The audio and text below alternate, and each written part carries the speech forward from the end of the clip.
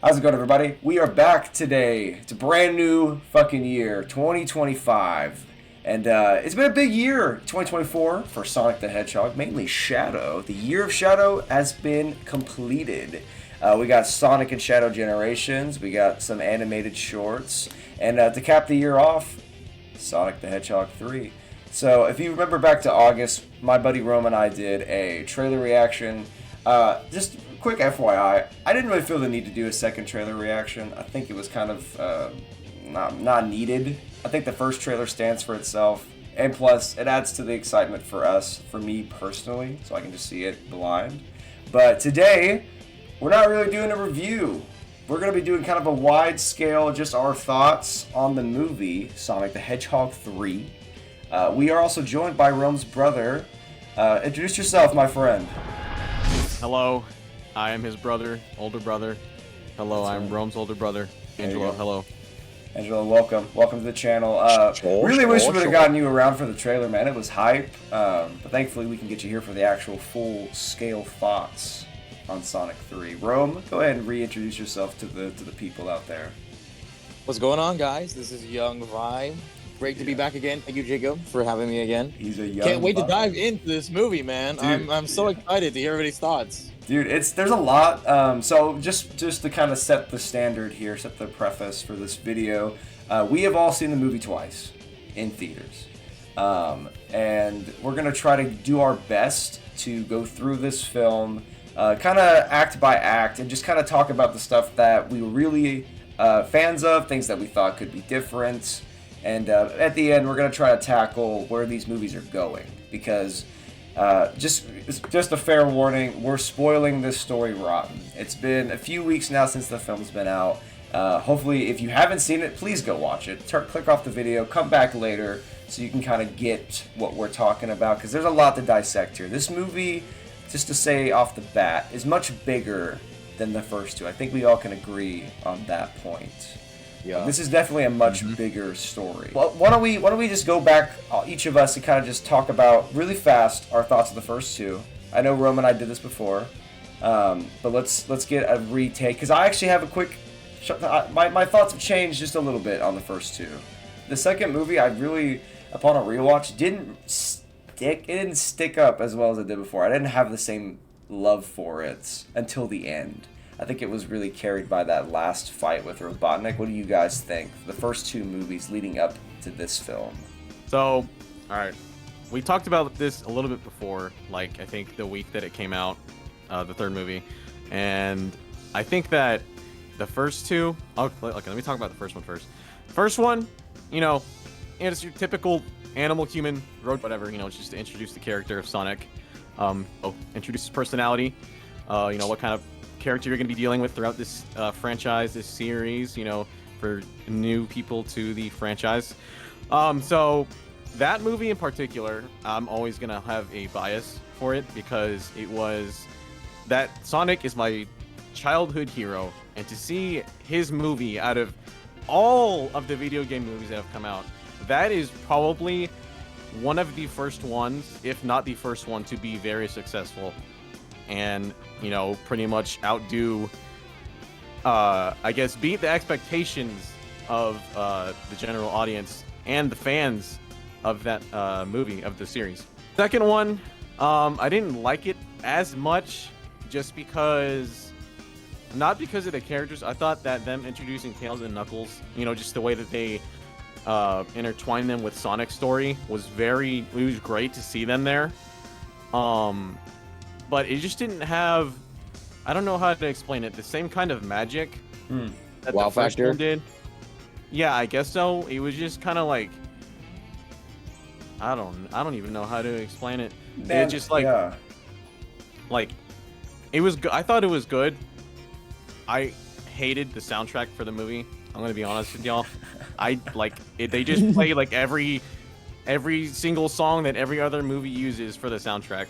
They even threw in Bruno Mars in there for that dance scene. Oh, I thought that was pretty dumb. God. In my personal opinion, I did not like that. And I don't feel like that they developed Sonic and Tails' friendship enough. It just they just kind of threw Tails in there. Yo, we're best friends now. All right, let's go. And they went to go save the day. No, yeah. Knuckles, they did Knuckles justice in that movie though. Like for like the last 10 years, they made Knuckles a joke and they made him like a dumb idiot meathead. Yeah. But in this one, they gave him like actual purpose and a very good backstory. I just wish they would have done the same thing for Tails. I feel like. Okay, but I'm glad to know that. I'm glad we kind of set our base up here on how we feel about these movies. Let me ask.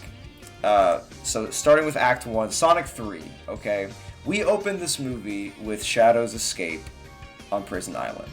Now, I will say first and foremost, I do like this moment. I like the opening quite a bit. I can go without the security guards and the donuts and all that stuff, but really, in its core, I love him escaping Prison Island. My only point, and I want to toss this up to you guys as like our first, I guess, question or topic. What would you have done to change the opening of this movie with Shadow's escape? Because I'll tell you what mine is. I like everything about it except for one thing. I wish it was a little longer. And I'm going to keep saying that in this video, by the way, with Sonic 3 in particular. Because the story has a lot to hit. The story has a lot of stuff to uncover, and we just simply don't have enough time to do so. So Shadow's escape on Prison Island is serviceable. I just wish we maybe saw more of it, and I would have had Gerald meet Shadow at the beginning. Like, as he is, like, walking up to the shoreline, about to hit Shibuya, I wish Gerald would have popped in, because he's the one who sets him free, right? We know that. And you don't even have to show him yet, or say his name. Just have a figure, welcome, hey, hello, Shadow, it's good to see you again. Whoa, now the audience has a bit of a question. He's like, come with me, and they head to Shibuya, right? So that would have been my change. If you guys had to make a change, would there have been anything from this opening part on Prison Island that you would change? I would have liked it longer, like you said. However, instead of meeting Gerald first, I would have liked Shadow to destroy the entire base while escaping. I would have loved the longer sequence of him causing destruction, destroying the labs, destroying vehicles, defeating the soldiers, yada, yada, yada, just setting the place in flames and then heading to Shibuya. I feel like if they'd done that, it would have set up a much more darker tone for the enemy that Sonic was about to face. Okay, that's not bad. Rome, what are your thoughts, man? That was me. Oh, shit, fucking, you guys sound so fucking similar, bro. Alright, Angelo, your turn then, my bad. Fuck, bro. So, I'm gonna kind of go off for your idea. I didn't even think about it. I thought the Shadow breakout scene was fine. Is whatever, just to introduce him, and then kind of like that was like their way of just like jumping straight into the fucking action. I think. But I will say it would have been really cool to see. The audience wouldn't know that it was Gerald that was breaking him out, but he actually physically went there to break him out because that's what Eggman did in Adventure 2. Yeah. If I'm not mistaken. That's right. Yeah. He broke him out of the prison himself. So it would have been cool if maybe like he was taking down all of the gun patrol guards or whatever, with his machines. Like, oh, Eggman's alive! Oh man, maybe he didn't say a word and it just showed like the symbols of his tech inside of their computers and like, oh shit, and then Shadow wakes up, whatever, and then that makes you think Eggman's alive, and then Shadow leaves or whatever. I think maybe that. Of him taking down the prison would have been, really cool to see. Yeah, that's not a bad idea. I kind of like it for in terms of like a swerve. So we think it's Eggman first, and then maybe rather like either have it happen right there before they go to Shibuya, or like at Shibuya we get the reveal that, oh, by the way, it's not Eggman, it's Gerald. Yep. It's his grandfather. Yeah, I like that idea. I just think a lot of this movie's problems that we're going to talk about here, at least for me, come down to the fact that we just don't have enough time. In an hour and 30, or I think it was like hour and 40 minute runtime for Sonic 3, there's just not enough time to delve into a lot of the nitty gritty stuff for this kind of story, which I know can be seen as a detriment. But all things considered, I do want to say I think this movie is great. Okay, it is great. Agreed. But, as like try-hard Sonic fans, it's really easy for us to come in and be like, well, okay, well, Adventure 2 did it like this, or Shadow the Hedgehog standalone game did it like this.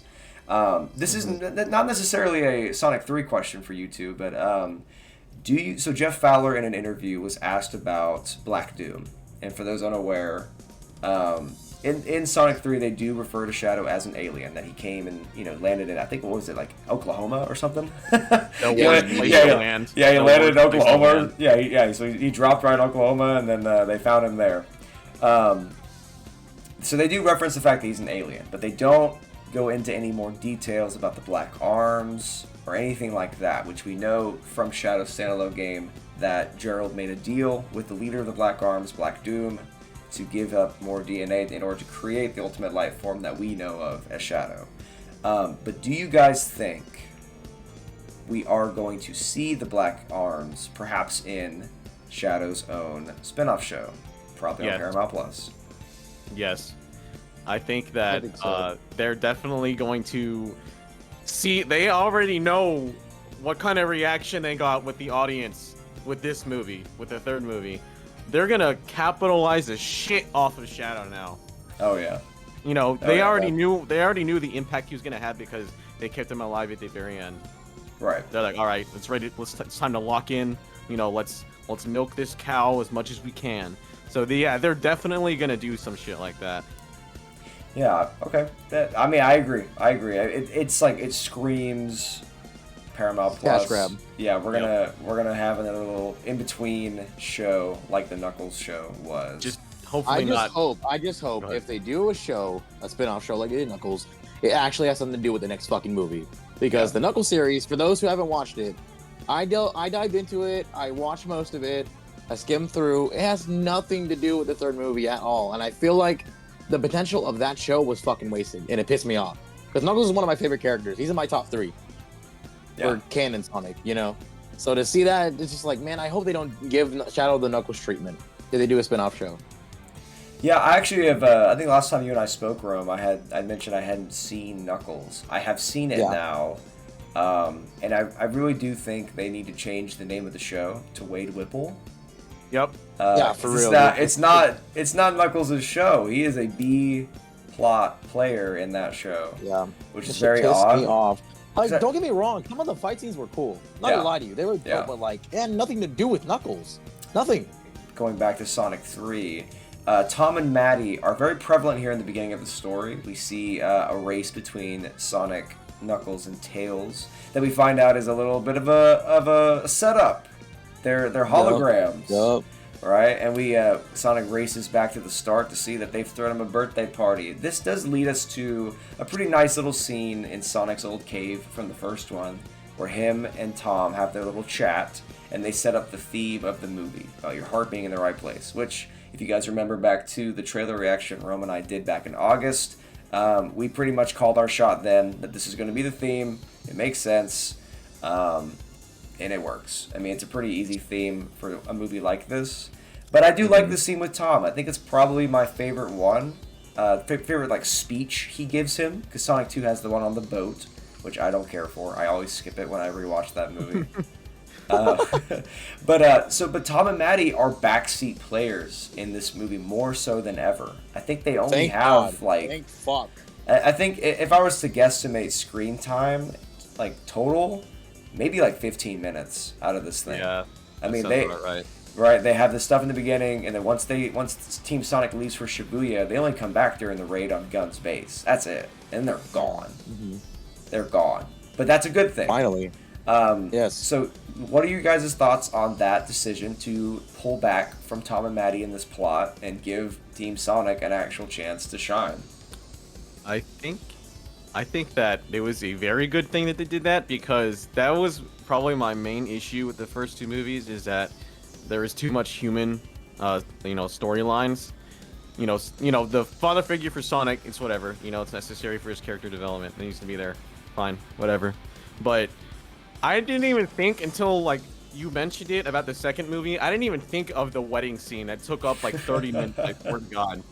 We do not need that in a movie titled Sonic the Hedgehog 2, or in general. Sure. Like, Oh we do not need that. That had nothing to God. do to move the plot forward. That didn't do anything for the plot. All I it remember did seeing in theaters with Angelo, and I was like, dude, when the fuck is Knuckles gonna show back up? Like, this is getting annoying. Yeah, they All could I have thought. easily developed Tails' character more. That's what I was talking about. They Yeah. didn't give him enough time. Anyway, but going back on the topic, I think that it was a very good decision that they put them in the backseat in this movie. Just as support characters mostly. Also, Tom should have died. I will say that. Dude. I don't know how to transition from that. There really isn't a way. But There really isn't a way to do so. Yeah, he should have died. Obviously they can't show him like getting fucking demolished by Shadow because it's a kids movie. But that punch could have just taken him out because he hit him hard, bro. Oh yeah, he Like, body checked that man. He body checked him like chaos energy. He thought that was the general that locked him up into a cryo freeze or whatever it was for 50 years. Yeah, man. He did not hold back. That was personal. He That was locked him personal. in his shit. In some form or fashion, Tom should have died in this movie. If it wasn't Shadow Hadoukening him with chaos energy in the hallway, it should have been some explosion, or getting like crushed. I don't know, something. Get this man out of my Sonic movies, bro. Because it would have been because what's so great is by the third act of this movie, trying not to jump a little too ahead and bounce back and forth, but by the third act of this movie, Sonic is right where he should be as a character. Like, he is the one who is distilling knowledge. He is the one who's like, he's figuring it out finally what it really does mean to be a hero and a leader. Mm-hmm. And having Tom gone would have been the final, like, the perfect end to that for Sonic's character. Because his development, I think, gets weakened because of that. I said Shadow, but I meant Sonic's. I think Sonic's gets a little toned down now because of Tom surviving. I don't know. I agree with you there. I agree. Tom needed to die here. But to kind of go back to Tom and Maddie as a whole, I wholeheartedly agree. I think all Sonic fans agree. It's better. All right. Let it out, son. Yep. Away with you, doggies. All right, here we go. All right, well, I'm back. But yeah, Tom and Maddie. Fuck them both. One of my favorite moments from the early part of this movie, and just kind of speaking to how Shadow has done so well. For the most part, Shadow's done super well in this movie. Like, they treated him with so much respect all the way throughout. I really love the scene during Tom and Sonic's little chat at the very end. When Tom's like, "What would you do without me?" And Sonic says, "I don't know. I'd probably be a pretty miserable hedgehog." And they just cut right on that line to Shadow in Shibuya with the rain pouring on him. Like, that was so good.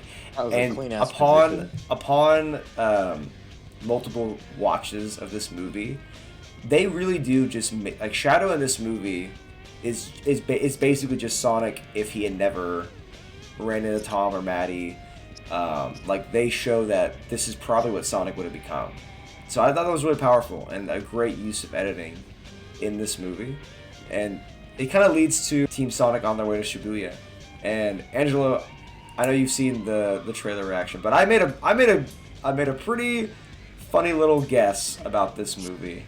When I saw the chopper in the trailer, when they're on the chopper on their way to Japan, I was like, man, could you imagine if they did a full-on Sonic Adventure 2 reference? With jumping out of the plane. What's the deal? We're talking about low budget flights. No food or movies. I'm out of here. I was man. Imagine if they made a reference to that. That'd be hilarious, right? I didn't think they were gonna do it because how would you? I was like, how would they do it without it being really cringy? Right. But when they did it in the movie, I just busted out laughing in the theater. I was like, I can't believe they actually did it. Because to be honest with you, it does not fit at all in the scene. It is very random. It is, yeah. But I do not. But spoiler, I do not care. My next question for you two is actually about Team Sonic's first meeting with Shadow in Shibuya. That whole encounter. Because there are with a lot of these movies, with all three of them, there are stuff that's taken from the games. situations or moments that are kind of altered a bit to fit this universe's lore and this universe's canon. So it's a lot. It reminds me a lot of Adventure 2's initial meeting between Sonic and Shadow, with him being up top, high up on like a robot, or in this one it's like a car. It's like cars piled up. But he's still looking up to Shadow when he first sees him. This time around, obviously, Tails and Knuckles are here. But what do you guys think about that initial meetup and the beatdown and the chase that follows? Basically, the whole Shibuya encounter. I thought it was a great way to show how strong Shadow really was. I will say, though, that I don't think that Team Sonic, like each and every one of them, is very developed in their combat skills yet. Just yet. I'm not sure where they're taking them as characters in future movies. So they're still, Knuckles. I was kind of disappointed in Knuckles because he kind of just went for it and he was like, oh, I'm gonna hit you or whatever. Yeah. And Sonic's a kid. So obviously he's not gonna know how to fight. He's never really had to do that, and he just. Even with Eggman, he kind of just uses the Chaos Emeralds to fuck him over. Yeah.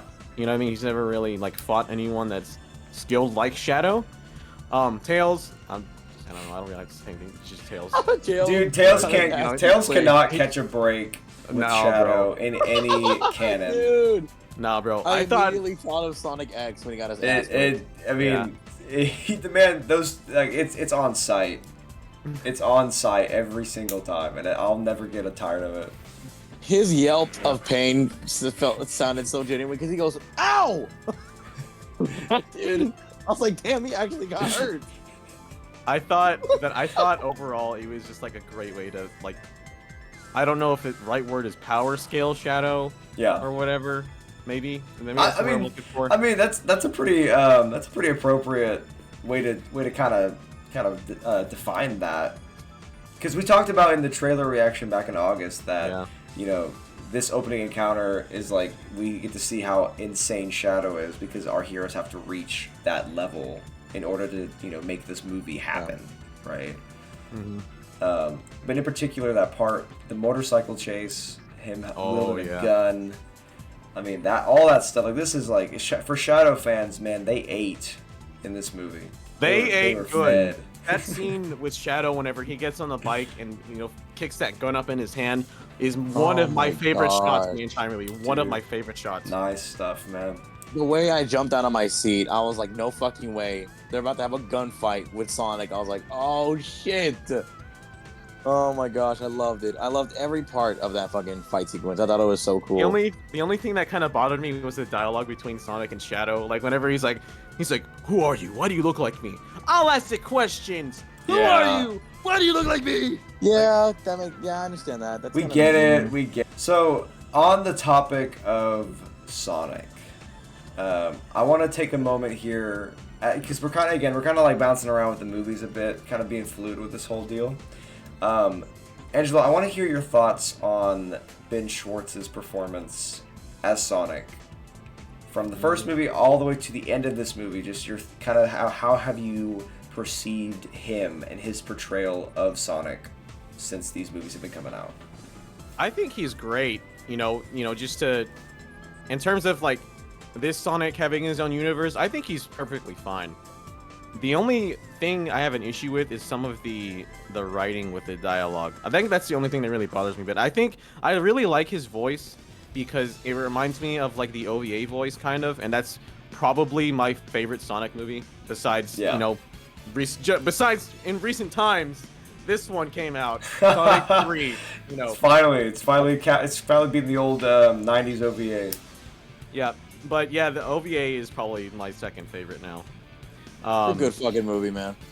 But I think Ben Schwartz really shines whenever Sonic gets serious. Nothing screams that more to me than, because there's a couple of moments in this movie that he is so Sonic. He is on track. One in Shibuya when Shadow drives off, and Tails is like, "Yo, I see that look in your eyes. I know what that means. It's not a good idea for you to run off on your own." And he goes, "When does that ever stop me?" That kind of arrogance. Oh, that was so good. Screamed IDW Sonic to me, right? That screams that kind of cockiness, a bit of pride, You know what I mean? Like he got Ego. fucking smacked. Yeah. So he runs off. He's kind of headstrong, so he just takes off, right? But he gets humbled by doing so.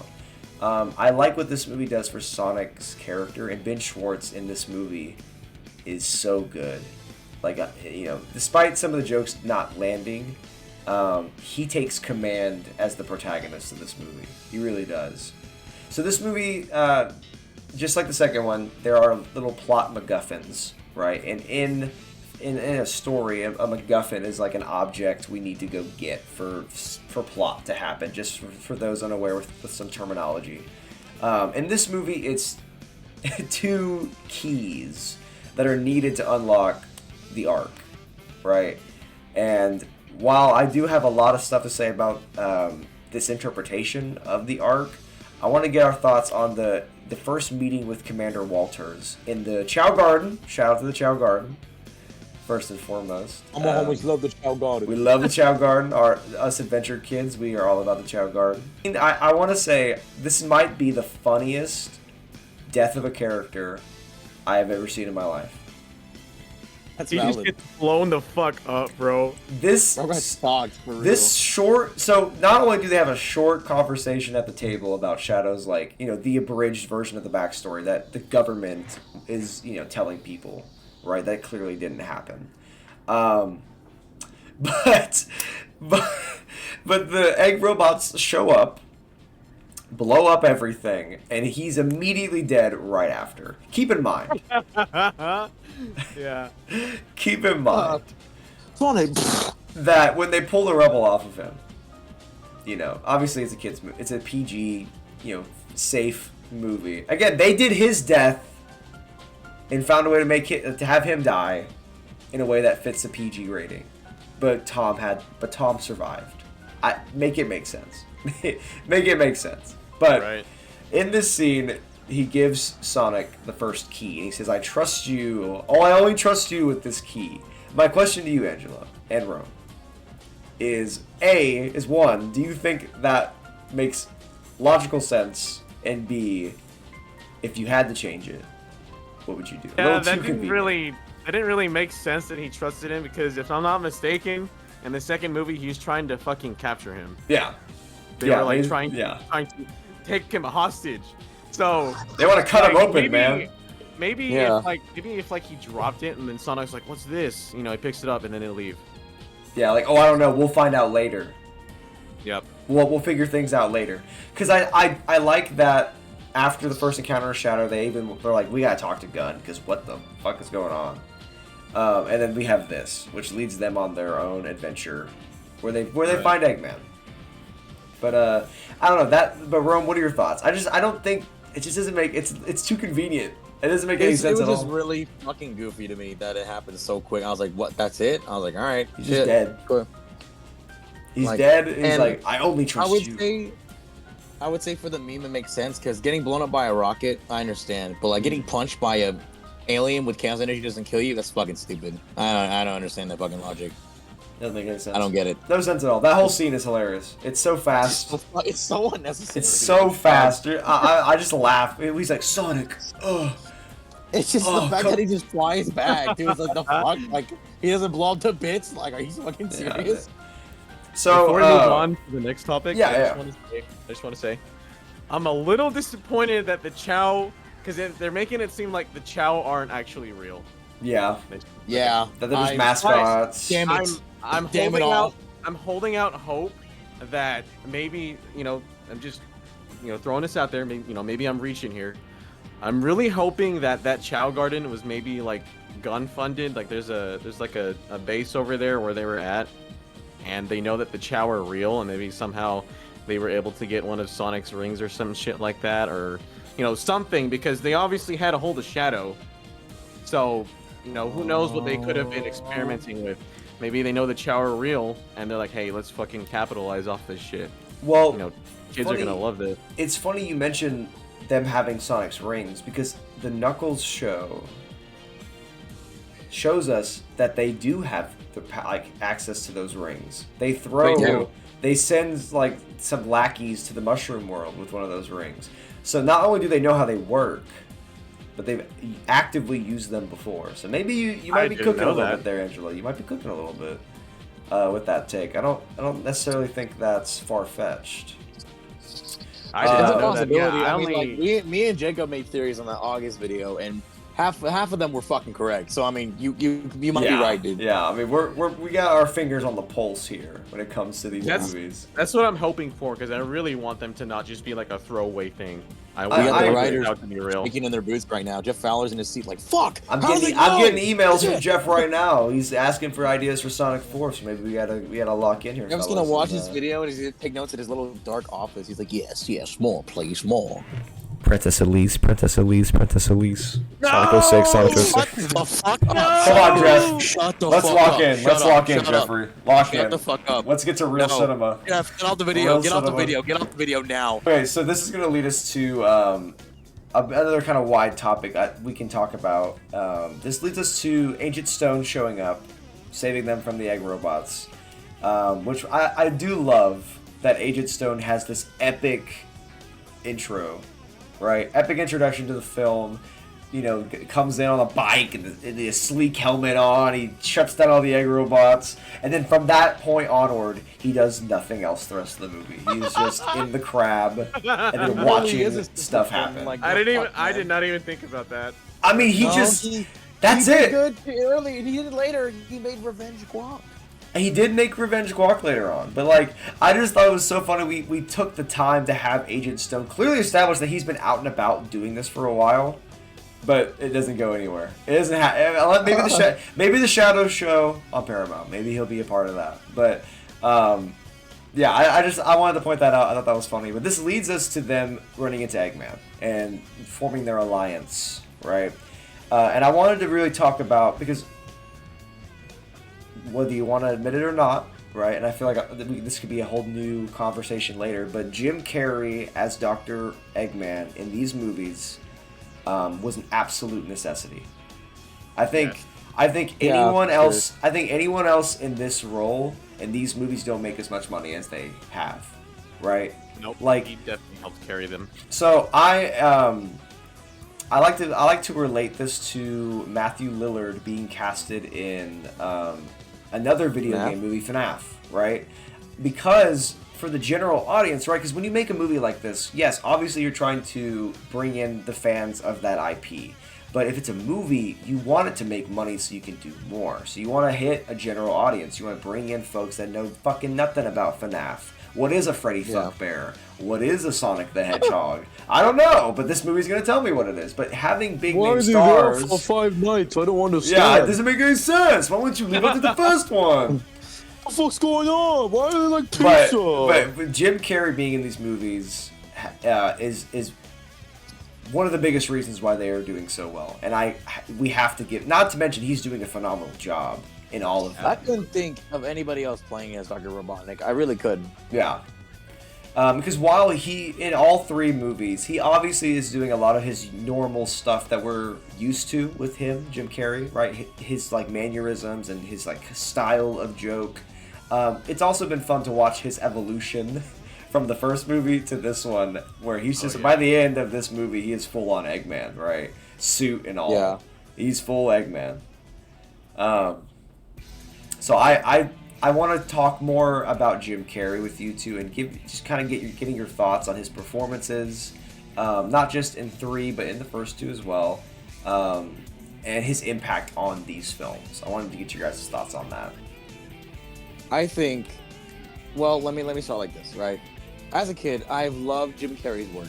You know, when I was like 10 or 9, our dad showed us fucking Ace Ventura, then Me, Myself, and Irene. All those movies where he was the same wacky character, like The Mask. Yeah. I feel like these movies were perfect for him, and they were right up his alley. Because he's a wacky character. Like, don't get me wrong, he has some good, serious roles.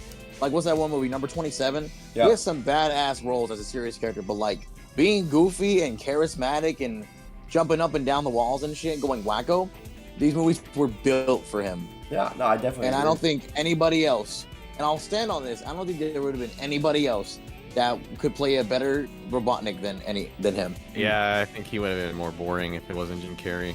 I like it a lot. And especially in this movie, I mean, he's pulling double duty. he's not only is he Eggman this time around, right? But he's also Gerald Robotnik. So what do you guys think about all the scenes with Ivo and Gerald together, and Jim Carrey acting with himself? It's great, man. I love to see it. Him losing his mind with himself is fucking awesome. I love it. You can tell that he really liked doing that too. Like, Oh yeah. that was crazy. I mean, what a flex. I think those scenes were really fucking funny too. They were hilarious to me. So, teaming up with Eggman, they go to the gun base. And this is where I really want to start having a bit of a discussion with you boys, okay? So, in Sonic Adventure 2, all of Shadow's backstory, all the stuff with Maria takes place in fucking space. On the Space Colony arc, okay? In this movie, they alter that to a kind of a standard underground facility. I can't remember if it was still Oklahoma. I don't remember where they said the base was located at. I really fucking can't. I know it was a mountain. No, not Oklahoma. It was a mountain. It was a fucking mountain that they blow. That Yeah, I was gonna say, did they even like? I don't know if they ever. Like, was? I don't know if they ever did. It was some fucking mountain in Nevada or some shit. Fucking mountain base where they were at. So I want to preface a lot of what I'm about to talk about with this. I do not mind changes being made to a story to fit a new canon, right? For these movies, at first, I was like, I would much prefer it be in space. I think it visually would be a lot cooler, right? You know, I growing up, I always loved the scenes in Adventure 2 where Shadow and Maria are looking down on Earth. So initially, I don't mind the Space Colony arc not being where all of this takes place. That's fine. But this is when they go to this base, we also start to see more of Shadow's backstory. And we get to meet Maria in this movie. And I will say, first and foremost, that this movie found a way to not make Maria fucking annoying as shit. Not to say that she's always annoying. Okay, not to say that, but playing Shadow the Hedgehog and doing the mission with her, we have to go hunt down the fucking aliens on the Ark. She got annoying. I think it's just trauma, genuinely. What was her death scene? That was my favorite. Yeah, Alila Brown is her name. I thought she did great. And one thing that I completely fucking slipped my head when I was watching this movie both times was she's not sick in this one. Remember, she goes to the Ark because she's sick. I did not even think about that. You're right. She's sick. Holy she has an fuck, illness, right. which is why she's taken to the Ark in the first place. They never say why she ends up going to, live with Grandpap in the military base, which, if you really want to nitpick this thing, I could give this movie some shit for it, but honestly, I don't fucking care. She's here to die. That's all I need her to do. I need you to come in and die so that we can have Shadow's story happen. I'm sure eventually that they'll talk about stuff like that with the Shadow show or the Shadow movie, whatever they're gonna do. Maybe she was sick and just never showed it, but damn, she looked like she was pretty healthy, like skating around the running around. Base, yeah, doing snow angels and food. Yeah, doing snow angels and food. Like, but I wanna say I think those backstory flashbacks were really well done. Developing, and also another thing I noticed especially in this movie is a lot of the stuff that Shadow and Maria were doing, Sonic was doing with the people he was meeting, like Tom and Maddie, or Tails and Knuckles. Like the little dance that they were doing is the dance that Tails and Sonic did in the second one, when they were playing the music and all that shit. But when Sonic and Eggman and everybody go to this base, I actually really liked that they acknowledged Knuckles' fear of ghosts in this movie. I thought that was a cool touch. I thought that was I was like, dude, that's how I know these people just fucking love Sonic, man. Because who remembers that? That's from the Adventure 1 manual. That's from Adventure 2 with the fucking boss fight with the ghost. Like, that's so funny. That Kendra was my girlfriend was like, is that do the games say that too? I'm like, yeah, he's genuinely afraid of ghosts. That's a real thing. It's a very real thing. He does love grapes. He does no such thing as a friendly ghost. I immediately thought of the King Boom Boo fight. Yep. From Adventures 2. There you go. Yeah. Like I thought I was perfect. That was perfect. And Shadow like slowly picking everybody off. This is in the movie. This is where Gerald shows up. This is where he says, "Hi, Shadow, let's go fuck around with these people." And then he obviously sees Eggman, and they have their little chat for the first time. I want to get your guys' thoughts on Gerald Robotnik. Okay, I want to get your guys' thoughts as a whole on him being alive and his role in this movie. Okay. So with him being alive, I was a little skeptical because I was like, well, hang on, how is this gonna work? You know, because he wasn't alive in the other game. No. Yeah, he was not alive. Isn't he like 100 years old in this movie, or something like He's that? like 90 or some shit, like 90 or no, yeah, he's no. He said he literally told Eggman that he's like 100 something years old. Yeah. He did. It's just kind of weird. Nah. It is weird. It's a little skeptical. So I'm like, well, he would be like dust by now. You know what I'm saying? Yeah. It's very rare for a human to live till 100. You know. And he obviously doesn't fucking exercise. I mean, look at him. He's plump as fuck. But I will say that the way they moved with him still being alive did extremely well, and I like how they caught how dark he is and how manipulative and evil he is, and it really set up for Eggman to be like, oh fuck, like he's the real deal, you know? Yeah, I don't really have any complaints, man. Like he's like Shadow's dark as a character, but they made Gerald dark as fuck in this movie. Yeah. Like he's like just kill everyone, including ourselves, because his Granddaughter. Granddaughter or niece? This is granddaughter. Yeah. Granddaughter, that's right. That is like, oh shit, like he just wants to kill everyone. That's Doesn't give a fuck. I liked that when they are like in the Eclipse canon, he says, "Ivo, you're no Maria." Mm-hmm. You're no That part Maria. was like, oh, It's like, shit. damn, I'm like, dude. damn. This shows how loyal he is to his granddaughter. Yeah.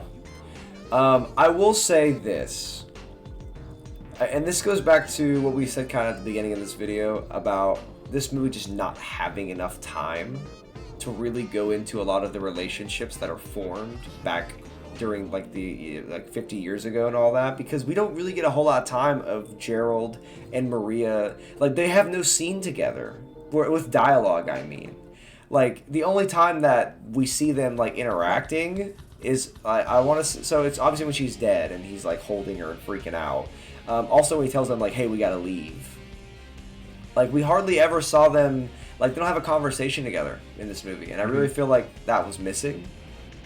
Hopefully, maybe the Shadow story, like the side TV show, will do that. I hope it does. But in this movie, you don't really feel. Obviously, yeah, his grandfather, granddaughter, there's a relationship there, but it would have been nice to see more of it. Right. I've been going back and forth on Gerald, because while on the one hand, I don't mind him being alive for this story, this version of this story. I think it's fine. Because by the end, he's dead anyways, right? They still kill him off. Yeah. He's just kind of here, you know, to kind of service Eggman's story a bit for his big moment at the end, and then obviously to just have Jim Carrey fuck around and have some funny scenes. Given the fact that I would say this. I think it's fine, but I would still have liked for him to be dead. I don't know. I just think it's purely because I love the scene in Adventure 2 when they are on the Ark and they find his video that he filmed, right? Mm-hmm. With all in his cell with the fucking spotlights on him and the fucking scribbles of formulas on the wall behind him, as he tells very calmly the whole world, "I'm about to blow you up, and here's why." Like, you are all fucked, and this is why. To circumvent that problem, I would have had a scene in this movie where he does the same thing. Because Eggman, you know, he projects to the like all on the screens on Earth to have his moment with Agent Stone. Mm-hmm. Have Gerald do that first, so Eggman knows he can do that. Have Gerald do his little thing and give his message to the world, like, "Hey, I'm Gerald Robotnik. 50 years ago, the government took everything from me. Because of that, I'm taking everything You're away all from all gonna of you. Yeah, like that would have been, I think, a good way to kind of bridge the gap. Still have that moment. Obviously, he wouldn't be in a cell, but still have him like deliver this chilling message to the world. But overall, I think Gerald's harmless. I was really scared going into it that him being alive would ruin the story. It didn't. It's like a new version of it. A bit of a watered down one. They all get caught. Gerald and Eggman and Shadow and all them, they leave with the fucking card and they book it, right? Which makes Team Sonic, they find a way to escape, and now they're back in Montana, Green Hills, with Tom and Maddie plotting the big raid on the gun base. Act 2, pretty much, of this movie. I'll say this. This is kind of where the story starts to drag just a tad. Because I don't think this raid on the gun base is really that great. Obviously, the dance number with Jim Carrey aside, most of this I feel like is a big waste of time. Right? What do you mean? It's the best part of the movie. No, not at all. Not at all, man. Tom and Maddie's break in to go plant the USB, I thought was fucking stupid. But again, that's not what we're here for, right? Like, we're not here for the human. Like, I guess they had to do something. So here it is. Yeah. That's true. That's true. Loved all the stuff with Robotnik and Eggman. I do love the little subtle moment. Rome, you mentioned how like dark Gerald is, which is, true. He's kind of a fucked up man. And when he kind of snaps at Ivo for a second, but he backs off it immediately because he's like, "Well, I still need him for this to work." Yep. Yeah. Right, which makes him doing it on the Eclipse cannon later. The big moment where Eggman's like, "Well, fuck you. I'm gonna actually take a step back, and I'm gonna rebel." I liked all that stuff. The dance number was hilarious. The stuff in the room that either you get weighed down or pushed up is fine. Yeah. It's again, this is to me is kind of where the story starts to just kind of fucking because it's a little pointless. I know they're here for the key, and they eventually do. They don't get it. The Shadow ends up having it by the end. Yeah, he rocked it. He rocked Tom to get it. But here's another thing I want to talk about. I forgot her name. And tell me if you guys can remember her name. She was Commander Walter's second in command, Agent the lady Rockwell. Thank you. Yep. Agent Rockwell. Let me talk about her for a second. This part of the movie, she obviously walks in as everybody's trapped. Either the Eggmen are on the ground and Sonic's floating. When she leaves the room with the key, and Tom does his little face thing to get it back. After she walks away from what she thinks is Commander Walters, we never see her again. She is no longer in the movie. That is true. We do never see her again. She what the never fuck? comes back. After that, we never see her again. So I'm assuming this is probably going to be saved for the Shadow story. It's his show, but that's kind of weird. Would have liked to have a scene where we get to see what the fuck happened to her. She would have go rally up the troops, remember? Yep, and then we never saw the troops. Yeah. Never saw them. Never saw them. No troops. Shit, you're right. We never saw the Never reinforcements. saw the reinforcements because they all fucking leave. She hit the show. These are the moments in this story where you can just tell they just don't have enough time for shit. Because clearly she's supposed to be a bigger, important, and more important character later on, but we just don't have time to give her anything. So, bye Rockwell. See you later. See you on Paramount for Shadow's TV show. But I thought that was always strange. And then obviously, Tom gets fucking thwacked. But now, gentlemen, He doesn't die somehow. He doesn't die. Even though he didn't die, I really like the part where Shadow's reflecting on himself when he's looking at Sonic, reaching over to Tom. He's like, "Oh shit," reminds me of Maria, and then he's like, fuck you anyway. Yeah, fuck you. I did what I had. Act 3 of Sonic 3 is my god, dude. I'm dead ass fucking serious, and everyone I've ever talked to about this movie has agreed. Once Sonic, Tails, and Knuckles have their encounter, their little scuffle outside of the base, that this movie locks the fuck in, and it doesn't stop for the entire rest of the movie. Nope. Damn fucking straight. And so let's try our best to fucking break this shit down. Let's start with the encounter outside of the gun base. Sonic and Knuckles almost going at it again. One thing I want to point out that caught my eye upon my second viewing of this movie is that so when they start using their electricity powers, Knuckles, his aura is casting on to Sonic, who's enraged, right? So his eyes look blood red when he goes into his shit, when he starts, amping up. So that anger is casted onto Sonic here, but what usually would be Knuckles. And the inverse is true as well. Sonic's is casting onto Knuckles that light blue, because Knuckles in this moment has the clarity to go, yo, let's chill out. I'm not going to do this with you right now. You want the Master Emerald? Fine. But you got to go get it from this guy. Like, that was another one of those moments where you don't have to show it, or you don't have to say it out loud what's happening, but you can see it visually through uses of color and all that kind of stuff. I thought that was really cool. And I like that for Knuckles' character a lot. That was a good, one thing that's great about this movie is Team Sonic. Like, they are the stars of the show. It's their movie, right? Like, they're the main fucking characters. Wade Whipple has the emerald. He's playing fucking hockey with it. God. And Sonic just pops in with a ring. It's like, dude, give me the fucking emerald. Yeah, give me that shit, bitch. And considering people's reaction to him in the Knuckles show, I am glad he was not there for very long. It was very quick. Just bam, we got the emerald and we're good to go. And going back to Agent Stone one last time here, you really do feel for this fucking guy. And I did not think throughout these movies they would make me care about this stupid side character, this human side character. But he's funny and he's charming, and I really do like his and Robotnik's relationship throughout these movies, and how it kind of culminates at the end. It was really well done.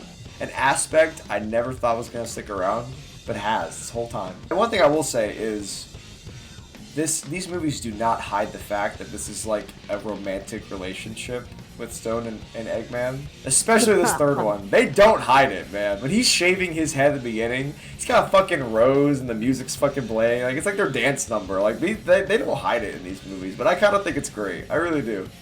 Like, it helps for this version of Eggman to have another huge, because we haven't had that in so long. Most of his, like, sidekicks in, like, the games have been just robots, or like Orbot and Cubot, or just, whoever. Yep. So it's been it was nice to give him like a human element to kind of bounce off of in these movies. And Stone works. So I hope they don't get rid of Stone. I wouldn't mind seeing him every once in a while. And Sonic makes a beeline to the Eclipse Cannon and his fight with Shadow. Let's talk about it. Oh my god, dude, fucking aren't. Let's start with this. I am an avid fan of Dragon Ball. I'm a huge Dragon Ball fan. So to see a fight that was pretty much a Dragon Ball fight in its purest form. Ecstasy. I mean, pure ecstasy. They are fighting at such high speeds that they're just lights across the planet. Like that shot of Eggman and Gerald. Out so well too. Yeah. Like when Shadow knocks the emeralds out of Sonic, right? And it leads to both of them going super. I think this is probably the best time. We haven't really talked a whole lot about Keanu, but this moment, this part of the film, he is at his best as Shadow. Like that scene when he's like hovering over Sonic. Where are your friends?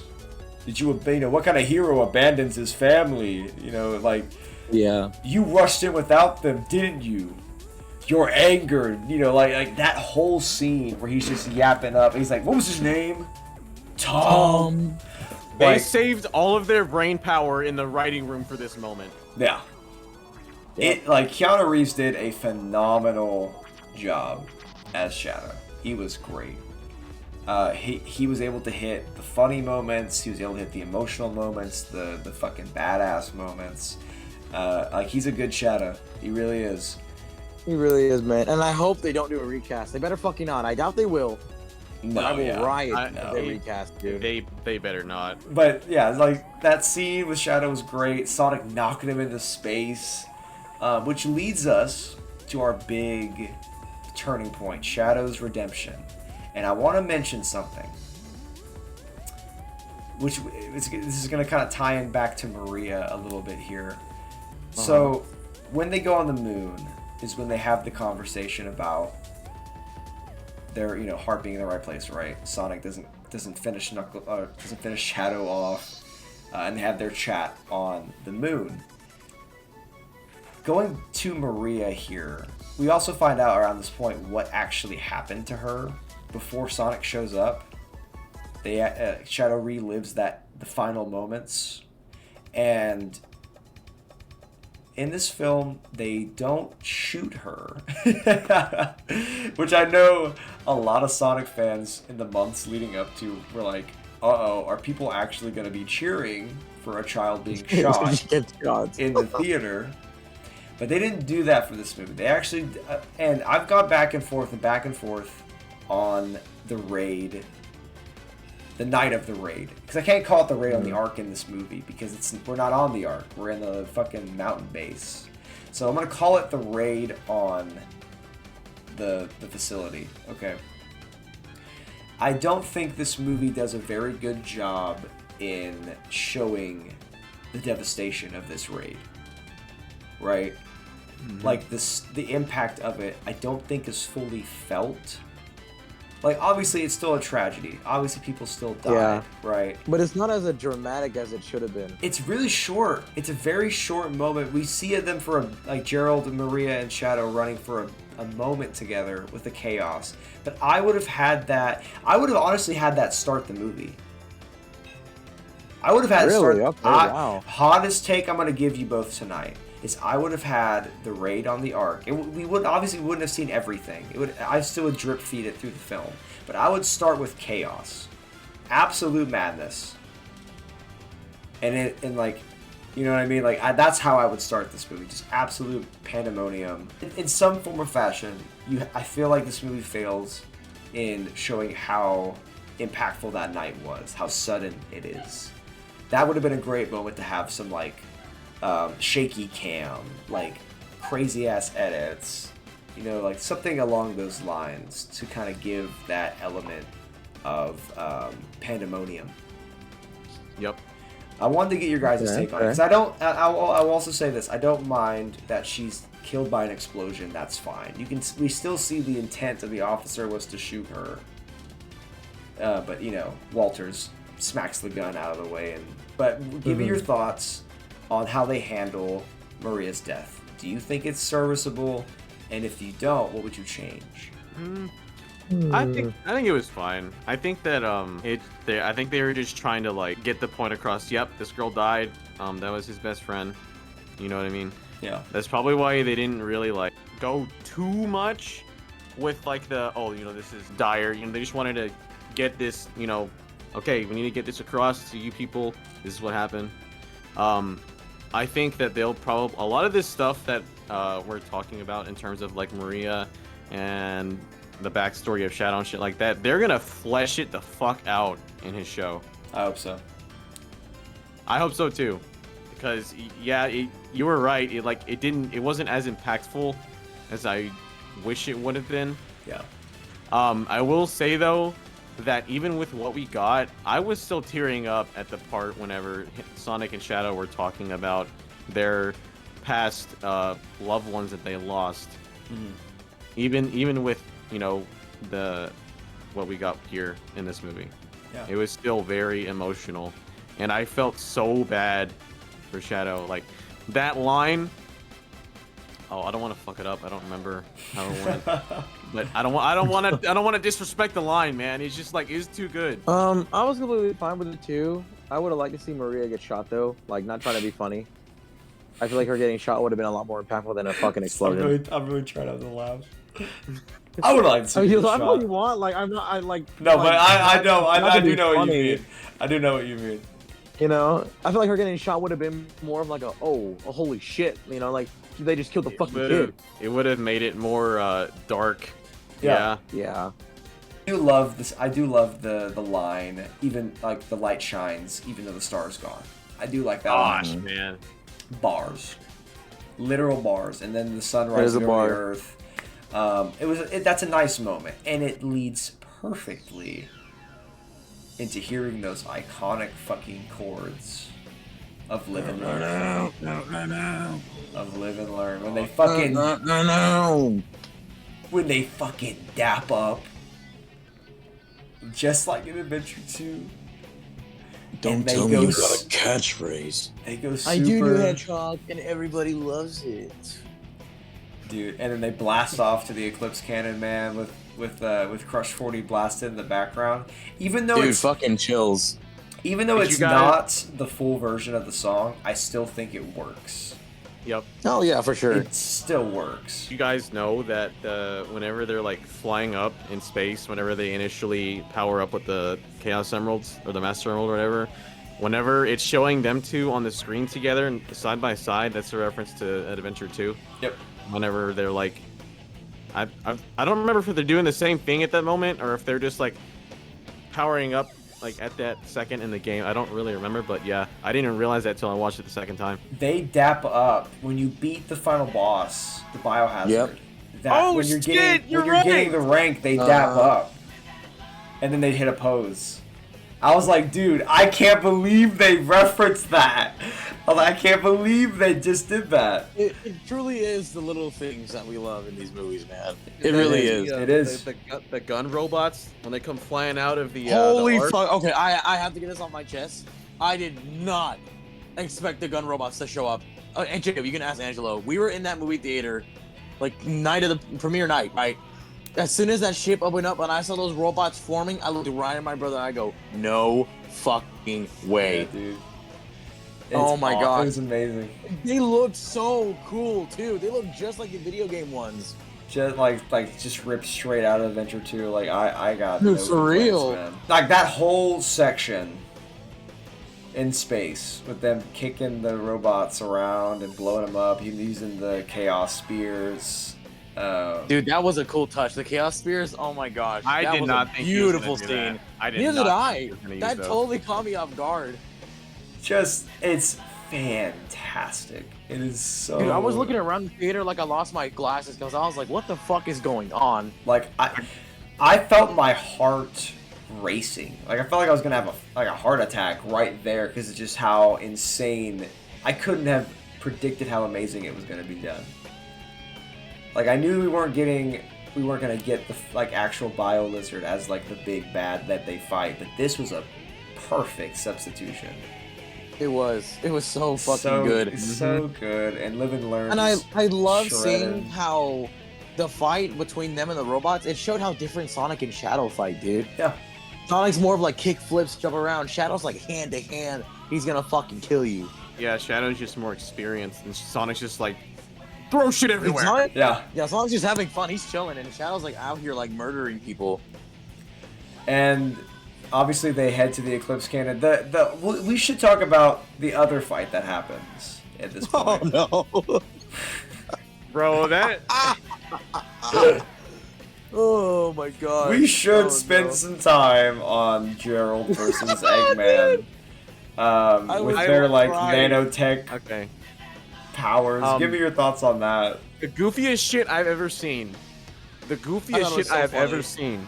I That like shit it. was hilarious. I liked also it. enjoyed it.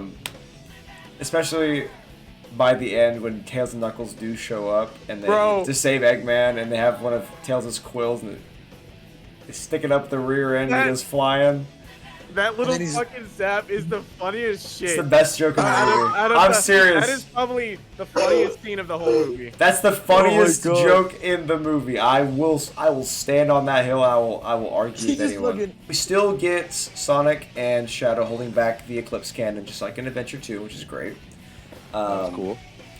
And obviously Eggman gets a chance to save the day, help turn the beam away from Earth, and we get the moon being torn to fucking shreds. Us Sonic fans, we wanted two things out of this movie, and that was for Maria to get shot. We didn't get that, but we got the moon. We got the moon Getting splitting in half, fucked. man. They did it. They were a lot nicer in this version because in Adventure 2, Eggman goes right to the fucking middle of that thing, bro. He puts a fucking crater in it. Yeah. Yep. So yeah, Eggman gets his chance to shine. Shadow and Eggman pretty much save the day. Sonic falls to Earth, gets saved by his friends, which I did like that scene as well. It was pretty cute. It's Sonic this time that does the fall, not Shadow. That was kind of interesting. Yeah, you're right. Damn. Yeah, because Shadow takes the fall. Is this what you wanted, Maria? Anyway, I like Eggman's final speech he gives, if it is his final speech, which I believe for this version of Jim Carrey's Eggman, it is. I do think he is dead. I think this Eggman is dead. But once we get to the post-credit scene there, I got a theory for you. The ending of this movie is fine. They have, like, Team Sonic has a moment where we do get to see Shadow take his inhibitor rings off for the first time, which is a big deal. Yeah. That is a big I thought deal. that was really cool. I can't believe he did that in this movie. Yeah, because for a damn. moment I was like, are they not going to do the inhibitor rings? Because I felt like you would have done that against Sonic, or during the moment with the Eclipse Cannon. I was like, are they not going to do that? But he does take them off to help push the arc away before it explodes, or I guess the Eclipse Cannon, I can call it. But yeah. And then, Team Sonic has their moment to be like, hey, we're not just Team Sonic, we are a team. Aw, super cute. And they finally get to have their race by the end of the movie. And Jelly Rolls run it. God. It's the fucking screen. We don't have to talk about that. We don't have to talk about that. No, we don't gotta. It's fine. Yeah, not my favorite track from these movies. But Hell no.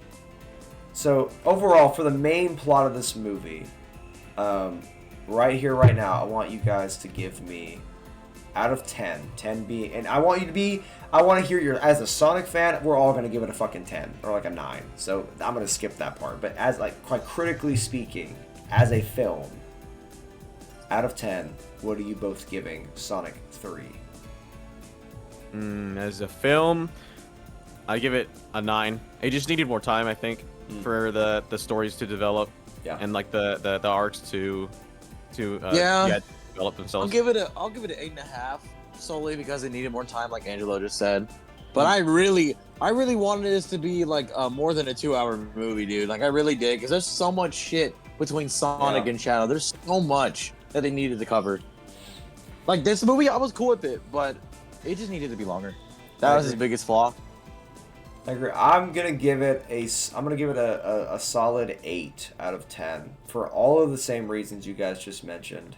I think that what is there is solid. I think it works for this version of these characters, but we just needed a bit more meat on the bones for this story, for the levity of this story. I think we just need some more meat on the bones, and also not all of the jokes land. Some of the writing is a little spotty. Yep.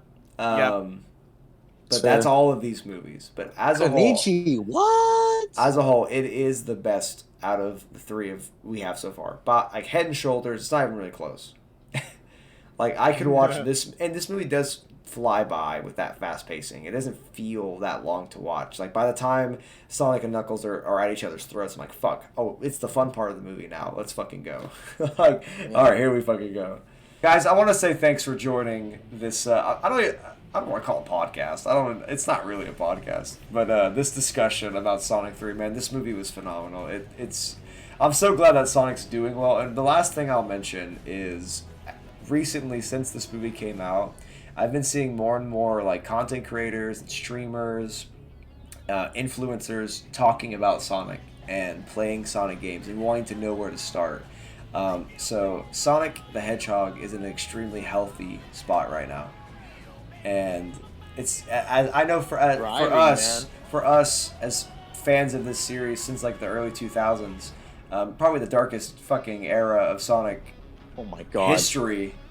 It's really good to see the franchise finally like catching traction, not only in the games, but these movies as well have been a huge help, which I never thought they were going to be. To go back to your thought, Angelo, from the beginning of this video, Sonic is thriving right now, man. There's never been a better time to get into Sonic the Hedgehog. And if you want more Sonic content, dude, stick the fuck around. Subscribe to the channel, man.